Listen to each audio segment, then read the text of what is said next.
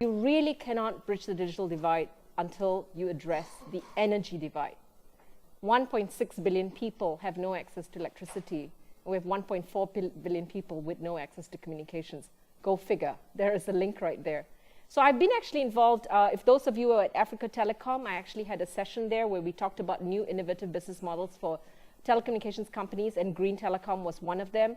And for those of you who may have attended World Telecom 2009, I was actually chairing the Green ICT section of World Telecom, as well as the Green ICT Pavilion. I've done stuff at Communicasia, working with the World Wildlife Fund and different providers in different areas. I've been looking at both the bottom-up and the top-down approaches of bridging the digital divide. So that's me. Pass it on to Bruce. Good morning, welcome. Is my mic on? Yes, I believe it is. Okay, great.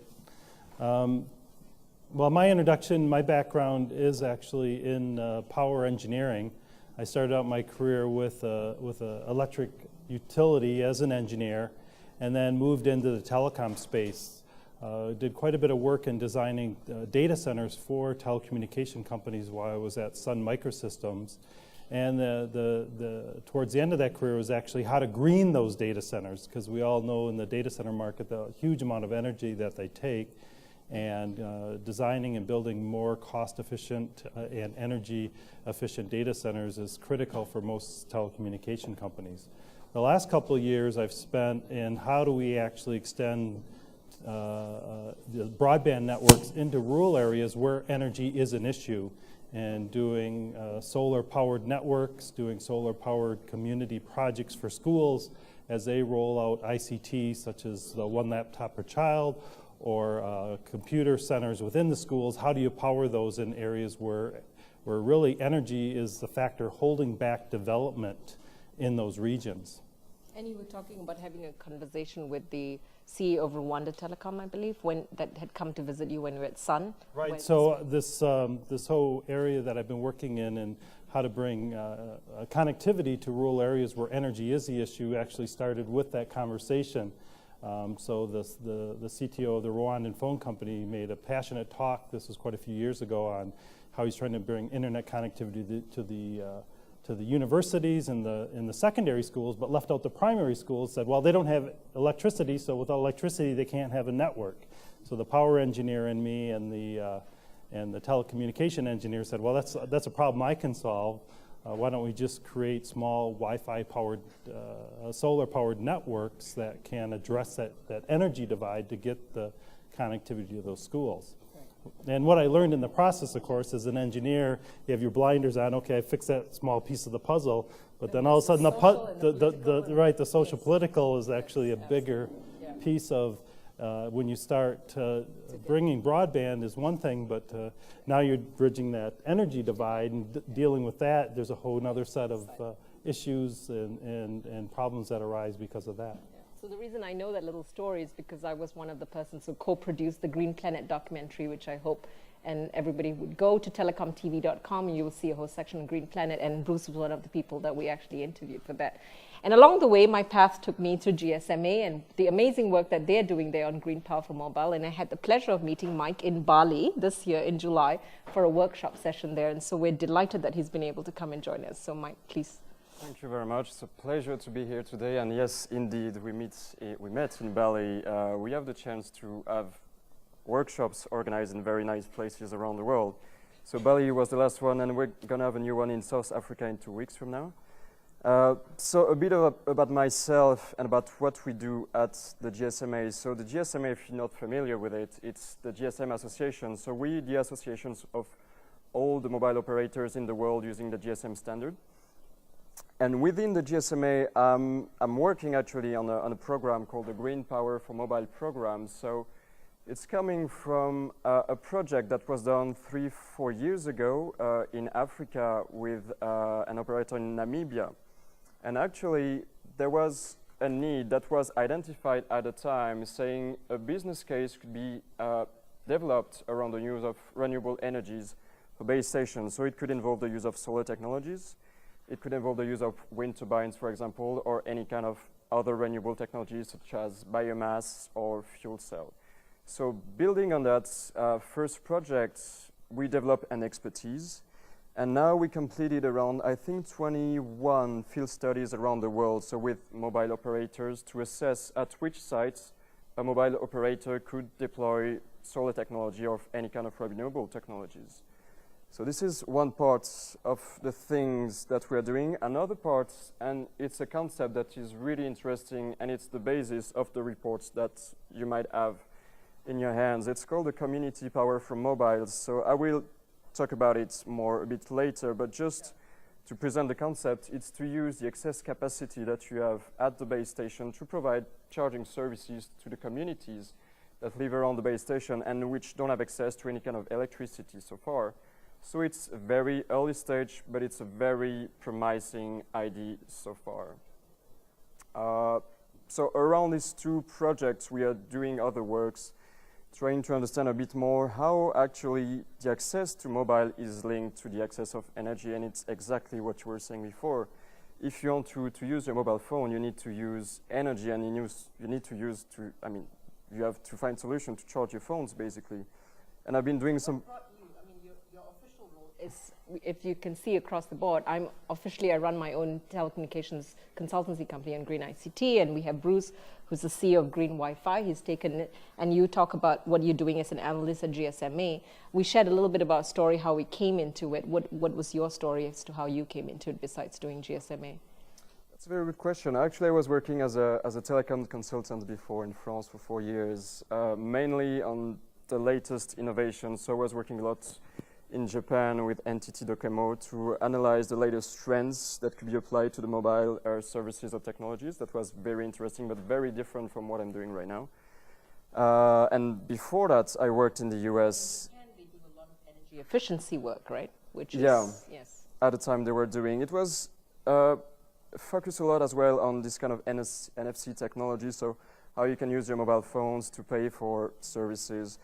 And we see this trend of mobile money is coming now to Africa. It's not NFC, but it's still technologies and services like M-Pesa in Kenya, which is hugely important for people to have actually a bank account in their mobile phone. And this is going to be the next big trend as well in developing countries. So we taught a little cross-section of who we are and the different perspectives we come from. I'd like to just take a quick poll in the audience as well. How many of you are from telecom operators? Okay, awesome. And how many of the telecom operators here are doing some level of green telecom, whether it be from looking at energy efficiency or maybe green power in your telecommunications? Okay, awesome. So we have case studies and stories to share. And how many of you are looking at it from a government policy regulator point of view? Any government regulators? Yeah? Okay, awesome. Great. And any regulators here who are already looking at green ICT policies in your countries or studying them, in the process of studying them? Yeah? Quite. Okay, great. So this is the great overview that we've given in terms of perspective. The way we were going to take today's discussion was briefly into 3 different components. The number of people that put up in their hands in the room was significant, but not significant enough to say that all of you are sold on green telecom. The whole area of green telecom, there has always been a little hesitancy sometimes in terms of, is this reliable to go green energy? Is it just nice for the environment? We're also recognizing now that, no, it's not just nice for the environment. It's not just needed for bridging the digital divide. It's a necessity, and it actually makes business sense. I think in your report that was distributed, it was clearly indicated that with the rise of mobile phone penetration in developing countries, 95% of that is in urban areas. So you have this 1.4 billion people in the rural areas that are being disconnected. So you have a market opportunity, but you also have the fact that, like in India, for example, they burn about 2 billion liters of diesel to power telecommunications. So now that immediately means telecommunications itself has very low ARPUs as you go out into these remote areas. But if you have diesel and you're either helicoptering the diesel in, or you're having your diesel stolen, or you're having to find some ways to manage your remote sites, now the cost of operation goes out tremendously. And so there's more and more interesting examples in which going renewable energy, but also community power to be able to overcome some of these other problems like theft, becomes something that telecom companies are slowly recognizing yes, this should be my path. This is the architecture. So I'm going to take the first part of the discussion very quickly, looking at the case for green telecom, what worked, what didn't work for some people.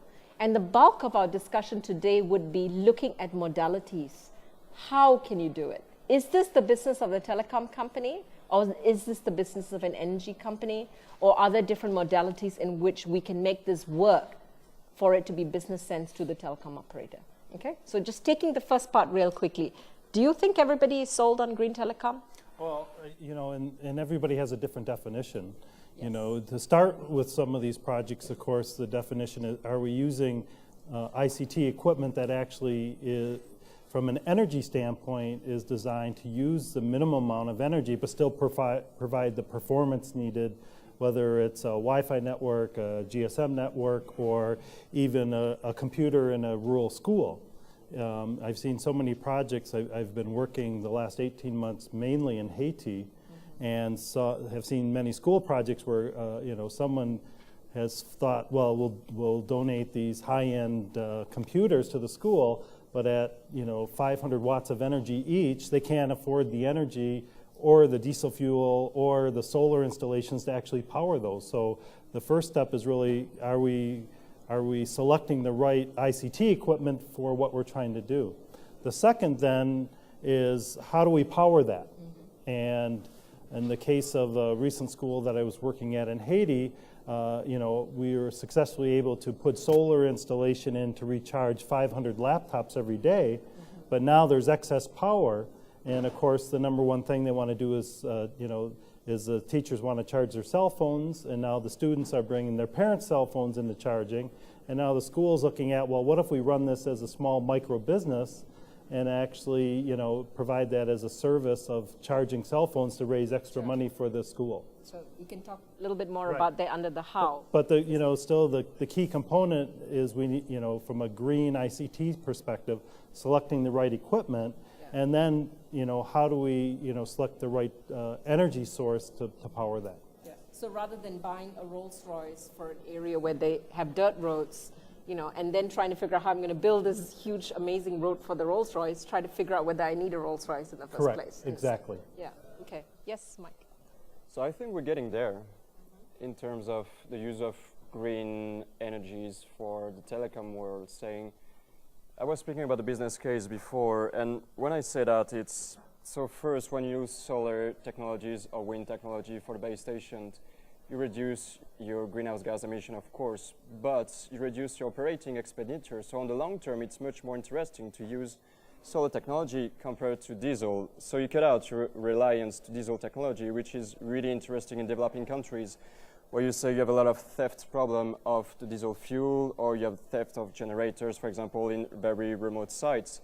So it's a very good thing. And we are seeing more tractions from the mobile operators in kind of testing and trialing these new technologies for the base station. So I would say it's both a switch to green energies, but it's working as well to increase the efficiency of the site, because you can't say I'm going to switch to solar panels if your base station is just consuming a lot of energy and you don't control that. So I would say it's going hand in hand, energy efficiency and green telecom. So one of the exciting things in terms of the energy efficient equipment, you know, they say necessity is the mother of invention, right? So people who've had to deal with energy poverty often innovate because they have to find ways to overcome the problem. Like you say, you know, if you're finding issues of power management, how do I deal with it? Would you like to talk about some of the interesting innovations that are coming out on energy efficiency that is relevant to bridging the digital divide? Because you have green, maybe you want to start with what you've done with green Wi-Fi and how is that relevant to bridging the digital divide? Well, I think, you know, part of the problem is we have our ICT equipment and we have energy as a separate issue. And there's little been done to link the two together, but we have the technology to do that from the standpoint of saying, okay, we have so much energy available, let's say in a solar installation, now let's actually talk to the equipment we're powering and say, okay, here's how much is available. We've got a really great sunny day, use as much as you want, compared to, well, we've had 2 weeks of a sandstorm, you know, we've got to cut back, you can't use that amount any day, and actually have intelligent power management to do that. And you were saying that you were inspired with the fact that if I disconnect my laptop goes into a power management mode, right? So that was what inspired you to see maybe we could do the same for solar. Right, to have a closer integration between the power management and the energy source that we're using. Yeah. And you did this all in your garage. Well, that's how green Wi-Fi got started. That's correct. Yeah. But I see a bigger overall approach into the whole market of tighter integration between the energy supply and the equipment that we're powering. The only reason I said that is that innovation out of the garage shows that there can be innovation that can happen in other countries as well. Correct. Exactly. Yeah. And maybe you want to talk about how successful you've done that in deploying in Haiti, for example. So once again, that tight integration on what power is available and what you're powering and integrating that together, then you can actually start have this excess of energy that you can apply to other uses. Okay. And be able to manage that energy better. I think one of the challenges moving forward is that we've built this grid system in most countries of energy where we have a central power production and we distribute it out to the rural areas. And I think what the next great area for innovation is really building up these microgrids of power that are integrated intelligently into a grid, but don't necessarily need that to operate independently. Sure. And I think that's the innovation area. I think that's where we'll see the next growth as we want to put more ICT in developing regions, whether it's computers in schools, GSM towers, et cetera, is how do we build these microgrids that are solar powered or wind power or biofuel powered, but then tie those into a bigger grid with a decentralized approach in management in a decentralized area.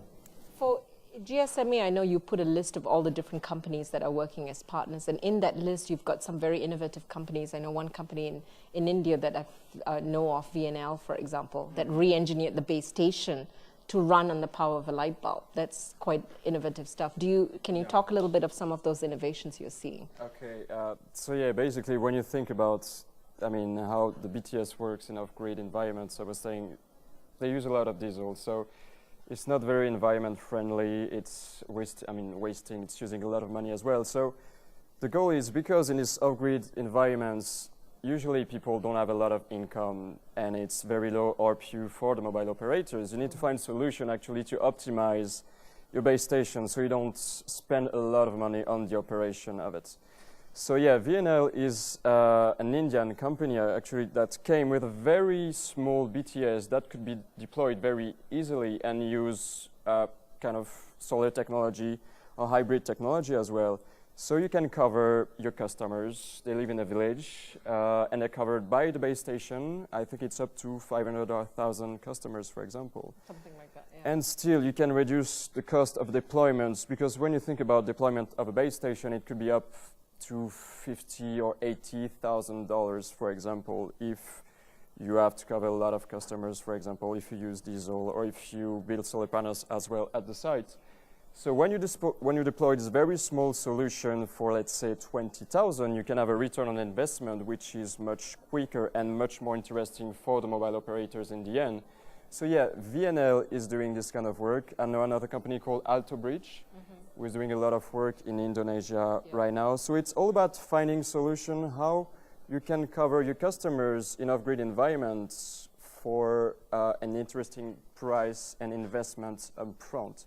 And I think we're getting there, and more vendors actually are fostering and thinking about new solutions to be applied to these very low-cost markets. So that's a very good component. I think I'm glad you brought that up, that when you're looking at green telecom, you don't just talk about slapping solar panels or wind around what you traditionally do, but reinvent the way you architecture your network and look out for equipment that is ideal for that. Like, if the VNL equipment is running at the power of a light bulb, you don't need a lot. I've seen one of them with just a slab of solar and a 72-hour backup system, and now you have a system that can run by itself. Now, having said that, the next component, now that I have energy efficiency and I start doing the renewable energy, do you run into a system in which a telco goes, I am not an energy provider. You know, I don't know energy, especially if it's going to be wind. Do I have to check and see, you know, which areas have more wind so that I could have used wind or, you know, solar? And of course, you have systems integrators like Eltec, Valere, and others who come in and say, we'll do that for you, you know. But here's where this conversation comes about. Okay, people go, yes, I can bridge the digital divide better with energy efficiency and renewable energy. But the next question is, how? Is it my business? Is it something that I should ask the public utility companies? Or is it something that, first of all, there may be regulations as to who can and cannot do these things? So the second part of the discussion, I think, which is probably going to be what you're looking for in terms of answers as well, is how do we deploy this? And the reason we passed you the document is because GSMA has done a very good research as looking as to the different modalities in which we can do it. Safaricom, for example, I believe is one of the companies that have been working very closely with you in building on some of these models. And I found it very interesting that you mentioned that China Mobile has been at the cutting edge of putting in, what, 7,000 green energy base stations or something like that? That's the number that we have, but we're not really sure about it because we need to get more information about the Chinese deployment. It's hard sometimes because obviously I don't speak the language. But I mean, in terms of the community power, if I can present it right now. So basically we talked about the energy efficiency. Of course, you have to reduce your operating expenditure when you have sites in rural environments and you rely on diesel, and you might be interested in switching to solar panels, for example. The other thing is, just lost the microphone. The other thing is... Can you all hear him, by the way? Yes? All right. Okay. Is in a lot of rural sites, so which are not connected to the grid, the BTS are relying on diesel generator, and most of the time they have excess capacity at this diesel generator. We estimate it's up to 5 kilowatt hour, actually.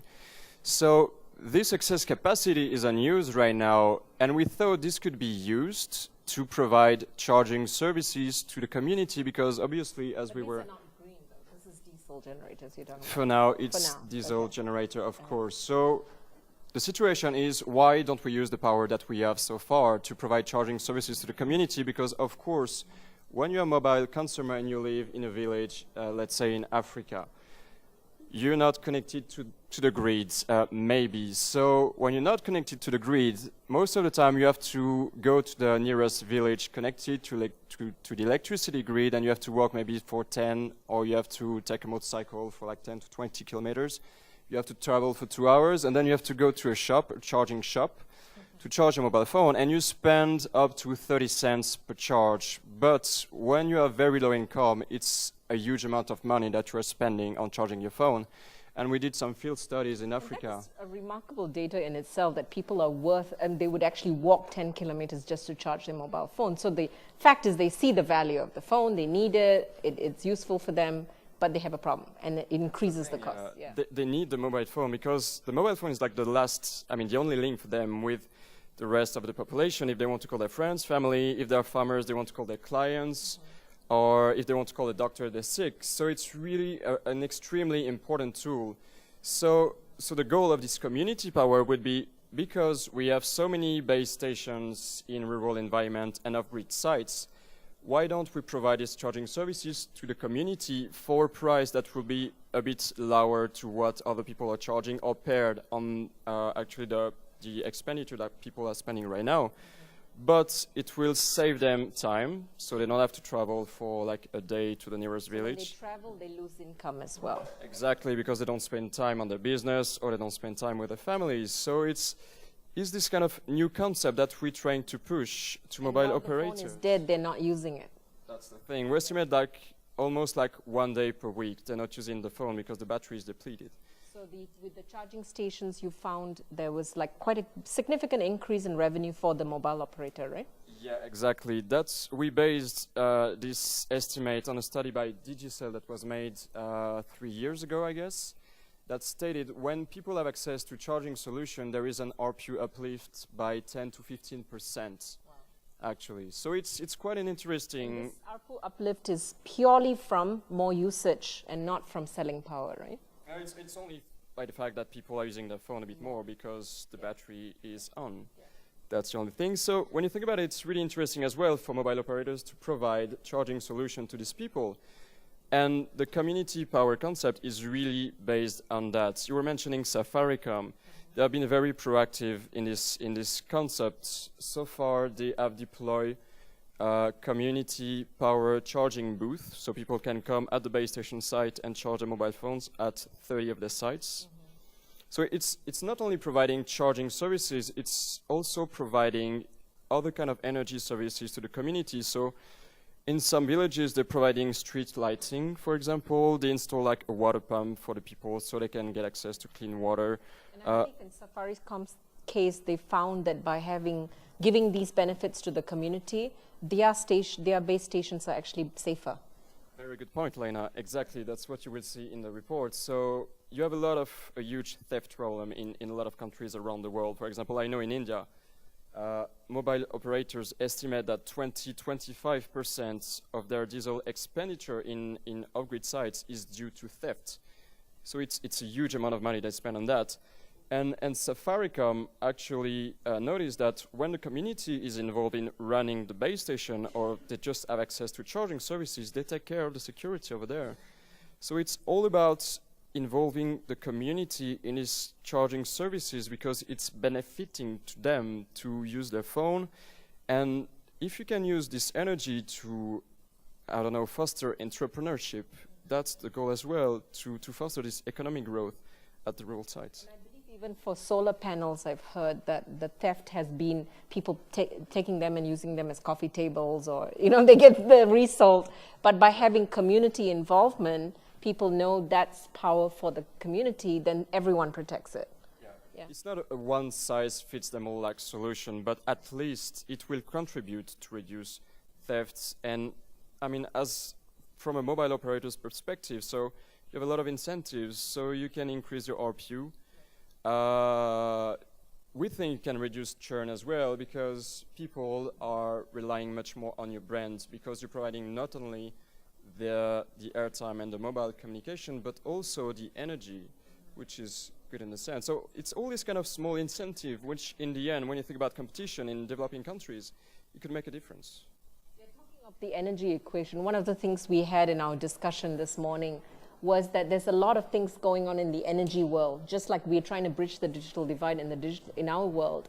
The energy world also has been putting money in trying to roll out energy to the rural areas, but they've run into issues. And what's interesting is that we're having innovation going on in both sides, but both sides are not talking to each other.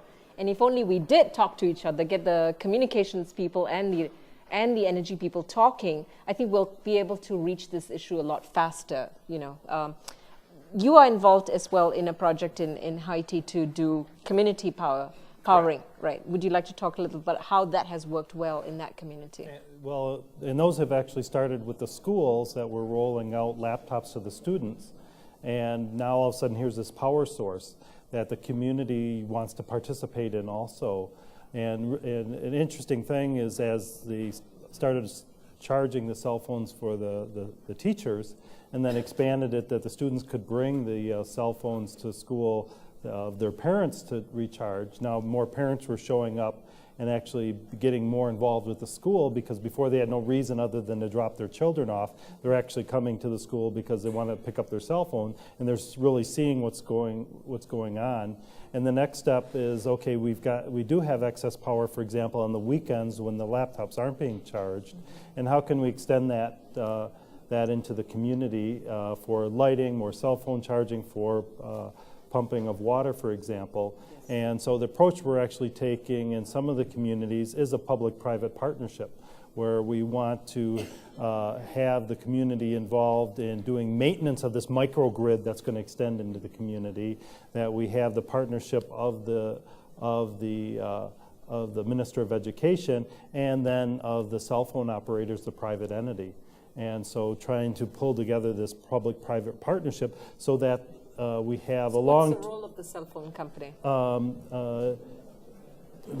To actually purchase some of that excess power for cell phone charging, and run that as a separate business with an entrepreneur.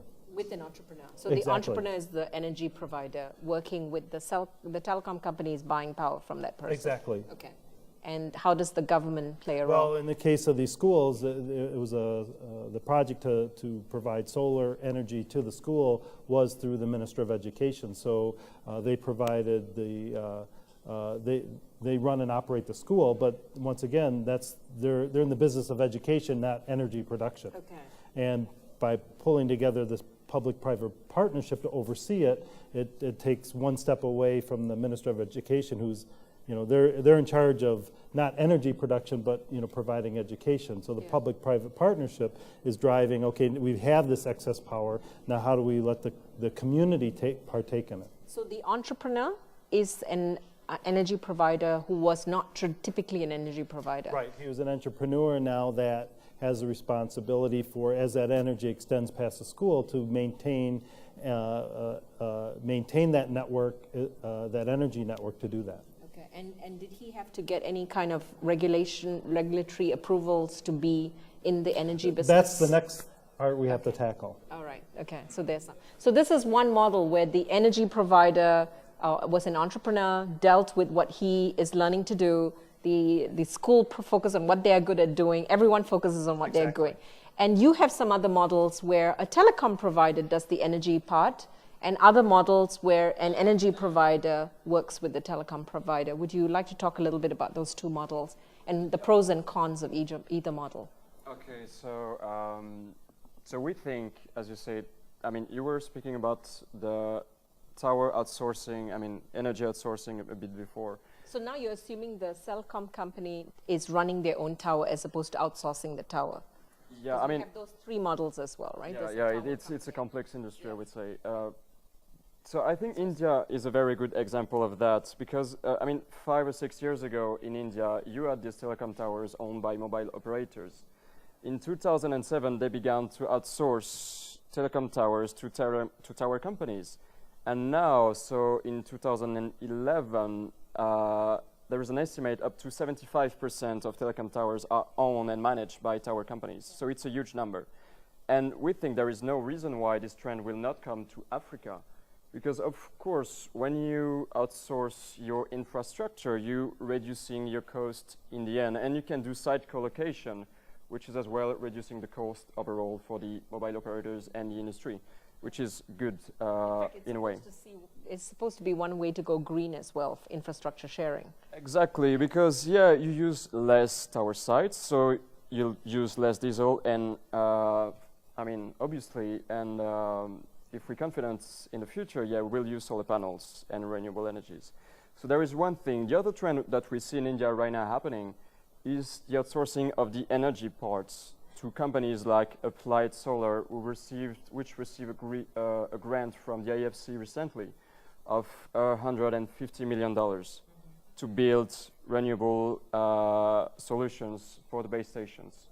So right now, I think they are operating 2,000 sites in India, and this is a major trend that is happening actually. So this company, it's an energy service company, is managing the energy part on the behalf of the tower company. But it's Applied Services, is that the company called? Applied Solar. Are they an entrepreneurial company, or were they there for a long time?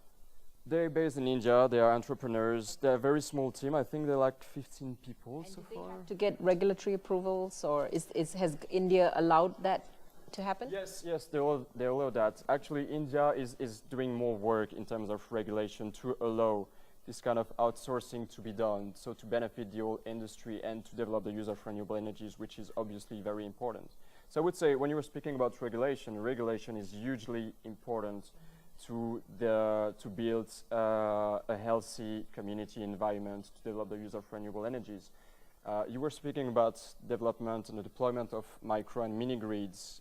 Of course, this is very important part of the regulation as well to allow this kind of flexible framework. I know in Tanzania, for example, you get subsidies when you deploy a microgrid, so you get like $500 per connection, so per house connected.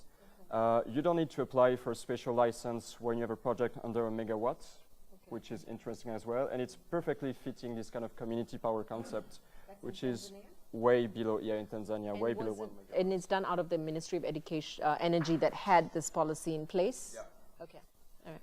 A recent development in the policy, or? Maybe a year or 2 years ago, I would say.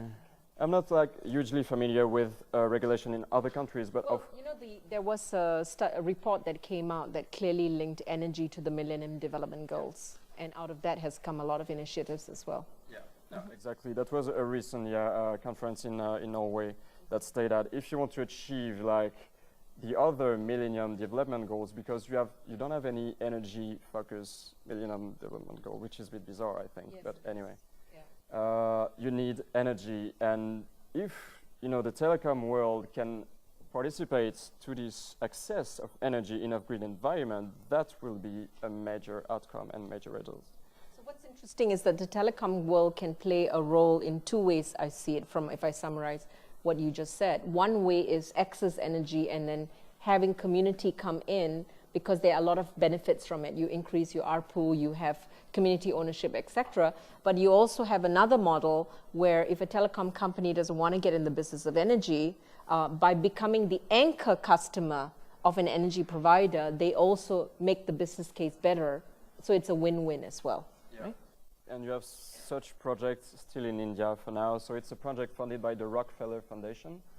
And they work with a company called Desi Power. So it's a biomass producer. And basically, they build these microplants and this mini-grid for the community, where they're providing power to small businesses like rice mills, for example, or any kind of agro-processing enterprise. And they rely on the telecom towers as an anchor tenant, because one of the hardest part of the mini-grid is to have a regular customers that will buy money from the plant. And to work with these telecom towers in India, they found a sustainable business model, actually. So it's working well so far. A certain level of trust, right? So the telecom operator needs reliability, and they need to be able to trust the energy provider. So there's a certain level of trust that has to be built up. It's all about like setting KPIs as well, so you ensure that this producer will give you the power that you need, and you won't disturb your service. You won't be, you don't have any problems of power outages, for example. I've also heard that one of the possible reluctance for a telecom company to do the energy component is because they're worried that when everybody has the energy, they want more and more and more, and then the telecom company ends up doing energy business, right? Yeah. But we evolved like from 10 years ago, saying right now it's much more reliable. In a way, the vendors providing the energy components are very expert in the field. They involve in different trials and sites. So really, the risk that you have in outsourcing your infrastructure, as it could be active or passive, is different from 10 years ago, because the industry evolved in this way. Yes. So listening to some of these pros and cons about telecommunications, is there anyone here who has some questions that you still are in the back of your mind wondering? Sounds great, sounds like you have pilots and tests and we have certain cases of that's done, but is it really a robust business case for my telecom company? Any questions or comments even from the audience? We had, those who've actually done green telecoms in telecom companies, do you mind just putting up your hands again? Nobody wants to put up hands now, okay, no problem. Yeah. Yes, thank you. Sure. But just maybe a question or two. Just on the sort of device. Sorry. Hi. On the device side. So if you've got 500 sort of devices in a school, how are you powering that through sort of a central energy process, or is it done through sort of panels on the actual device? And the reason I'm asking is because I'm from South Africa. Durban, the city of Durban, and we're looking at the schools project. One of the big issues is power. And because we can't have people take home the devices in the first instance, you're going to be powering up a significant number of devices for which you'd need many more plugs, which we might not be able to do. So, are there people doing research on devices and sort of solar panels on devices, which might be easier to power up? And then the cost, because, whilst we started this process, we might not have thought of all the issues and the cost related to that kind of component. Would it be a significant extra cost? And who's doing that specific kind of research that we can follow up on? Thanks. Thank you. Very good question. I think both of you have answers for it, I believe. Bruce, you want to start? Well, for the projects that I've been working on in Haiti, charging laptops in schools, those have been powered, for example, the last project I was just at in August, we installed 2.4 kilowatts of solar power, and we decided to do a complete direct current only system, meaning we're not putting doing any AC to DC, DC, and then AC to DC conversion back as we run the laptops. We put in a complete DC power system, and we did that for two reasons. One, we don't have those conversion losses, and typically in most solar system, it's the DC to AC inverter that fails most of the time, and so we eliminated that part. The second piece is for energy diversion, that we found projects where there wasn't being enough energy left to charge the laptops, only because someone decided, well, we're going to plug a refrigerator in,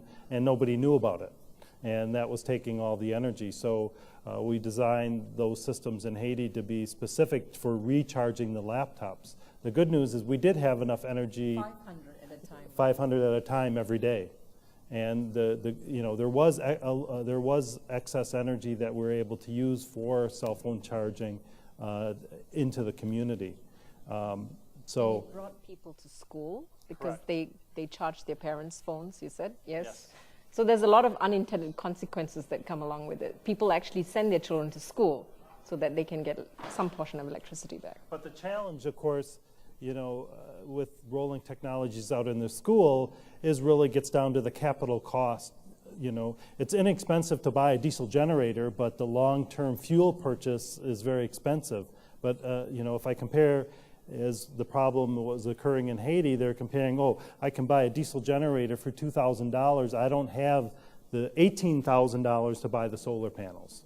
And what about her question about a device that has the solar panel on it? Why would you go with a charging station versus a device-based charger? Well, in the case, who is researching well, that? in what I have found, there's a project in the Solomon Islands where they actually did that. They put a solar panel tied to each laptop, but the problem was they had the laptop out in the schoolyard charging when it wasn't in the classroom being used. And so, and then on rainy days, it couldn't use it at all. So in the case in Haiti, we went with a larger system, only from the fact we can charge the laptops anytime. Plus, it's a cost issue. Yeah. Solar. Yeah, the cost per laptop is quite a bit lower. I think Mike has an analysis in one of his reports. Pull up on that. Yeah. We've been investigating the use of solar handsets, for example, in developing countries to see if it was really interesting for the people without access to electricity to use that kind of phones. And we found it's difficult. They're not usually attracted to these kind of devices because when you think about it, it's a bit more expensive than the first entry price phones. And the experience is not that great, saying that, so the solar panel is on the back of the phone and you have to put your phone to charge for up to 8 hours in the sunshine. But of course, if you put your phone outside and you're not watching it, someone is going to take it. So that's a huge problem. You cannot rely on just putting your phone outside to charge, and when you say it's cloudy, it's not charging well. So all in all, The Safaricom charging station, they actually lock up the phone, right? yeah. And that's why people trust, actually, when they're going to charging shops, they trust the agents with charging the phone because they know the phone is going to be safe. So it's one of the major things about that. We looked into as well the solar kind of charger. So it's a larger panel that could be plugged to phones and which could charge any kind of devices, radio, lights, or whatever. So this kind of product, it's a bit more interesting because it can retail for $10, $15. Okay. And then you can charge any kind of devices. And Is usually, that the Santrica type of yeah, thing? I have a list of major vendors. So if you go on the Solio has website, that you will see. panel thing. Yeah, you get Centrica, Tough Stuff, Renew, all these kind of companies. I will add something as well that we haven't mentioned. It's about the energy storage, because we talked about like green technology, energy efficiency, solar panels, and everything. We didn't talk about storage, yes. We didn't talk about storage, Yes. and this is a huge component of energy efficiency and green, Yes. I mean, telecoms, if we're talking about green telecoms, saying you need batteries, even for phone, you need batteries that last longer, because if you use your phone for a day, then it's dead. There's a problem there. So you need a lot of research around battery and storage technology. And in terms of the base station technology for storage, we're investigating all kind of fuel cell technology. Flow batteries as well are really interesting because it's this kind of deep cycling technology which could last a lot longer than lead acid batteries, for example. So yeah, there's a lot of work to be done around that. We're getting there, but it's still a bit more expensive for consumers. One interesting thing you said in your report was that in Asia, as opposed to Africa, in Africa where people walk to a charging station, in Asia people use car batteries in their homes to charge their mobile phone? Okay, that's interesting. It depends on the country. They already have different solutions just based on what they have. And that's because it's cheap, right? Car Yeah. batteries is cheap in India. Yeah, exactly. Yeah, okay. Does that answer your question there? Which research? You once stated that research, anyone doing research specifically on devices? What do you mean? Reports or research? I mean, where in the world are we looking at? I mean, I know you said India, but who specifically on doing stuff doing that I can follow up? From the top of my head, I mean, it depends. You have a lot of universities or companies doing research on that.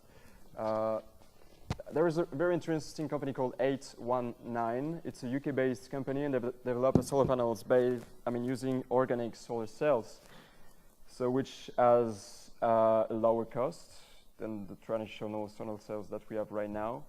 So yeah, it could be an interesting solution for you. So I would encourage you to have a look at our website where we list all the major providers of solar panels or solar handsets, for example.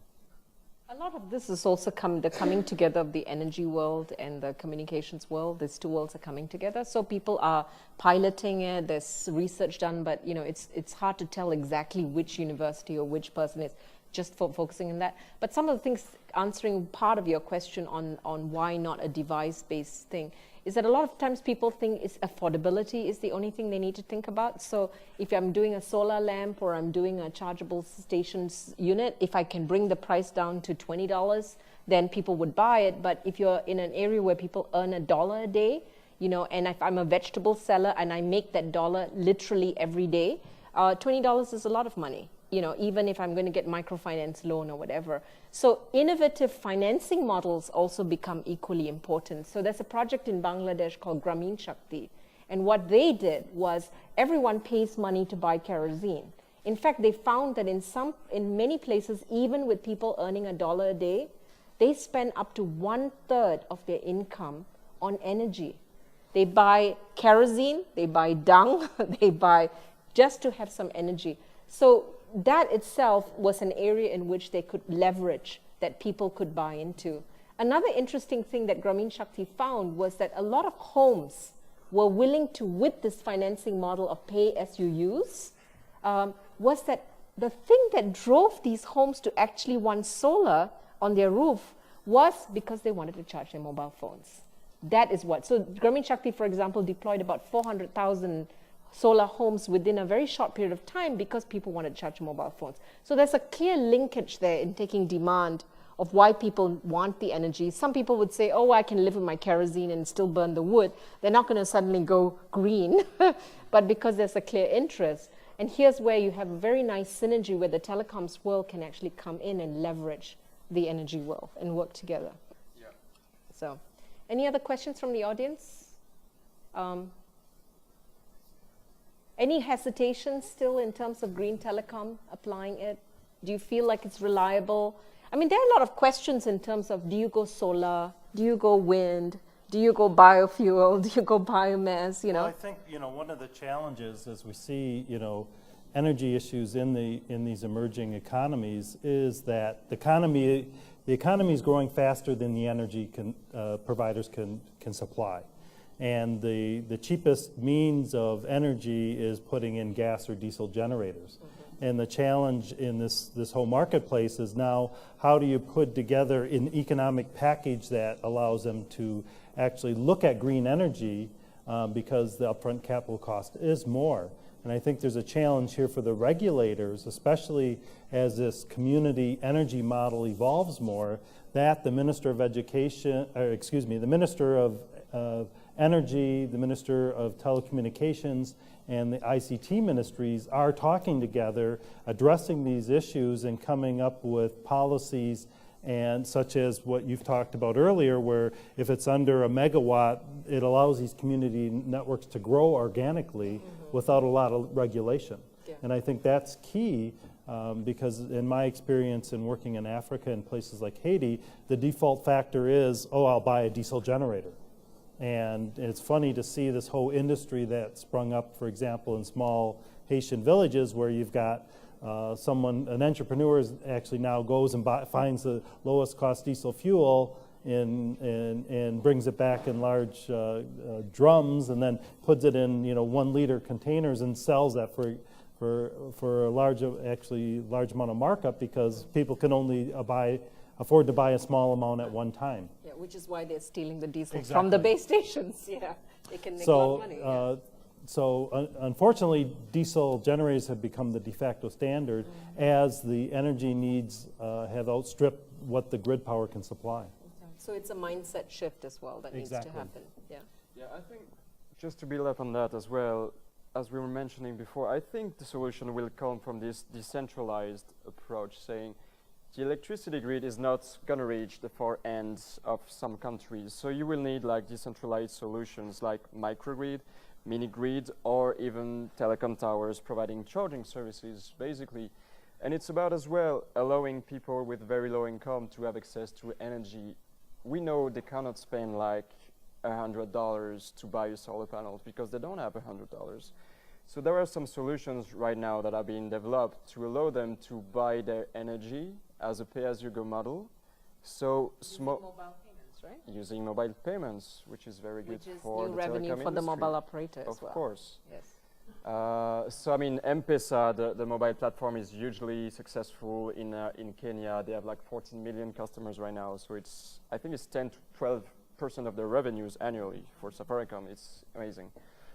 So the goal would be to use the mobile phone to pay for charging services or energy services. So for example, the company 819 I was mentioning before, they have these solar panels with kind of a box linked to it.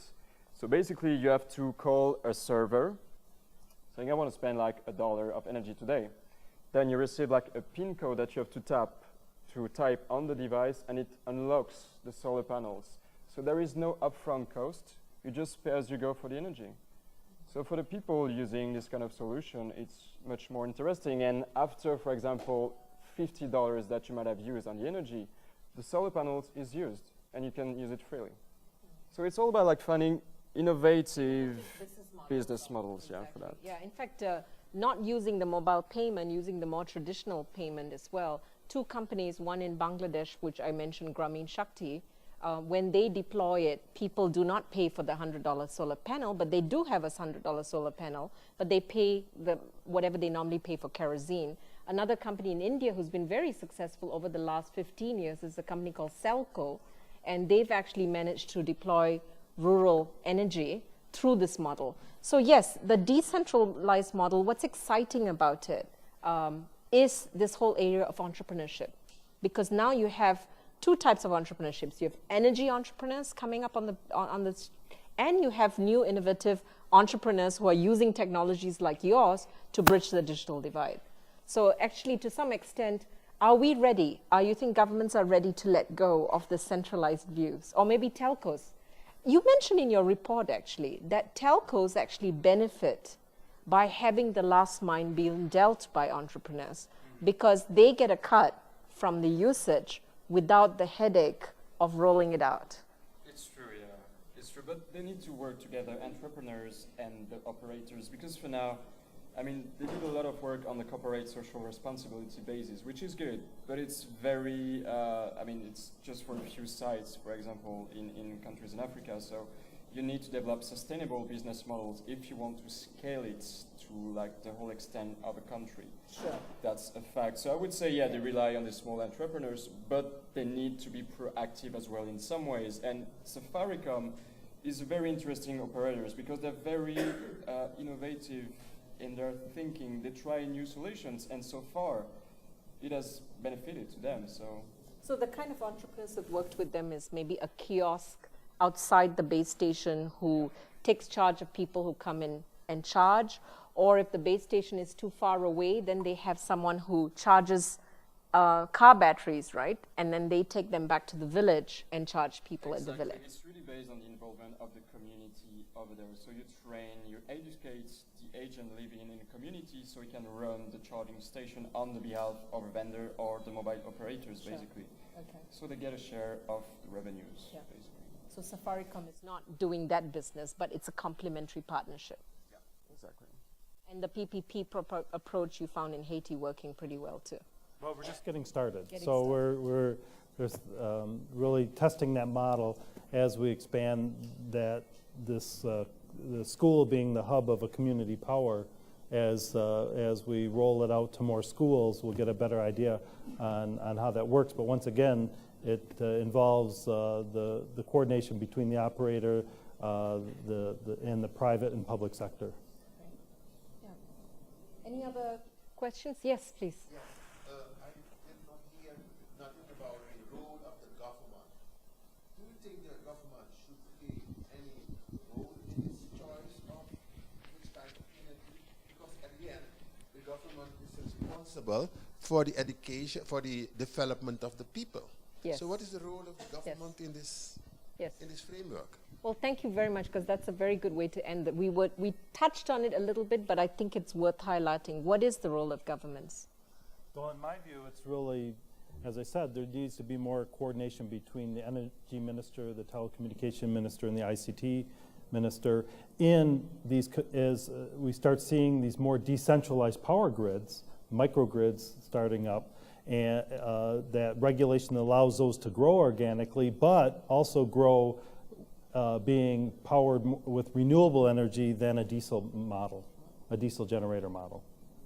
Mike? Yeah, I will totally agree with Bruce's point. Basically, just to create a healthy ecosystem of public and private partners. So if you want to grow a business in terms of green telecoms or green business, you know the government is favorable to this kind of entrepreneurship, basically, and they will work with regulators and mobile operators, basically, just to grow this kind of economic, I don't know, trend, I would say, on green energy. And when you talk about governments, for example, that already have a universal service fund, why not spend that fund for green telecom instead of dirty telecom? And governments are a big procurer themselves of ICT equipment. They can set the stage by procuring green. That makes it the business model for everybody else. But definitely the role of the regulator is very key in this equation. Entrepreneurs cannot do it on their own, telecom operators cannot do it on their own, and utilities company cannot do it on their own. But the dialogue also has to happen between government ministries. Energy and communications need to come together as well. Both are doing independently. World Bank, IFC is giving a lot of money to electrify countries. And then on the other side, we're trying to bridge the digital divide.